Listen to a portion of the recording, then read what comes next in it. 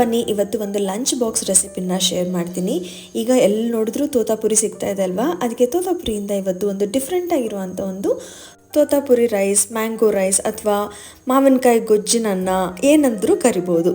First ನಾನಿಲ್ಲಿ mixie ಮಾಡ್ಕೊಳ್ಳೋಕ್ಕೆ ಅಂತ ಹೇಳಿ ಒಂದು 1/4 ಭಾಗದಷ್ಟು ತೆಂಗಿನಕಾಯಿನ ಈ ಥರ ಸಣ್ಣದಾಗಿ ಹೆಚ್ಚಿಟ್ಕೊಂಡಿದ್ದೀನಿ. ಅದ್ರ ಜೊತೆಲಿ ಒಂದು 10 ರಿಂದ 12 ಹಸಿಮೆಣಸಿನಕಾಯಿ, ಒಂದು ಸ್ವಲ್ಪ ಕರಿಬೇವು, ಒಂದು ಸ್ವಲ್ಪ ಸಾಸಿವೆ, ಹಾಗೆ ಒಂದು ಸ್ವಲ್ಪ ಜೀರಿಗೆನ ತೊಗೊಂಡಿದ್ದೀನಿ. ಇದಕ್ಕೆ ನೀರು ಹಾಕ್ಕೊಳ್ದೆ ಒಂದು ಸ್ವಲ್ಪ ತರಿಯಾಗಿ ಮಿಕ್ಸಿ ಮಾಡ್ಕೋಬೇಕು. ನೋಡಿ ಯಾವ ಥರ ಮಾಡ್ಕೊಂಡಿದ್ದೀನಲ್ಲ ಆ ಥರ.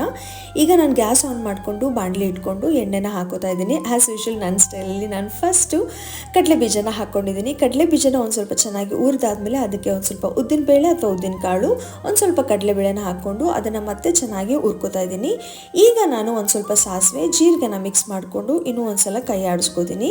ಇದೆಲ್ಲ ಒಂದು ಸ್ವಲ್ಪ ಚೆನ್ನಾಗಿ ಕ್ರಿಸ್ಪಿಯಾಗಿ ಆದರೆ ರೈಸ್ ಜೊತೆಲಿ ತುಂಬ ಚೆನ್ನಾಗಿರುತ್ತೆ. ಮಧ್ಯ ಒಂದು ಸ್ವಲ್ಪ ಗಟ್ಟಿ ಸಿಗುತ್ತಲ್ಲ, ಚೆನ್ನಾಗಿರುತ್ತೆ. ಈಗ ಒಂದು ಸ್ವಲ್ಪ ಕರಿಬೇವನ್ನ ಹಾಕ್ಕೊಂಡಿದ್ದೀನಿ. ಹಾಗೆ ಒಂದು ಸ್ವಲ್ಪ ಸಣ್ಣದಾಗಿ ಹೆಚ್ಚಿಟ್ಕೊಂಡಿರುವಂಥ ಒಂದೇ ಒಂದು ಕ್ಯಾಪ್ಸಿಕಮನ್ನು ಹಾಕ್ಕೊಂಡು ಅದನ್ನು ಕೂಡ ಮಿಕ್ಸ್ ಮಾಡ್ಕೋತಾ ಇದ್ದೀನಿ.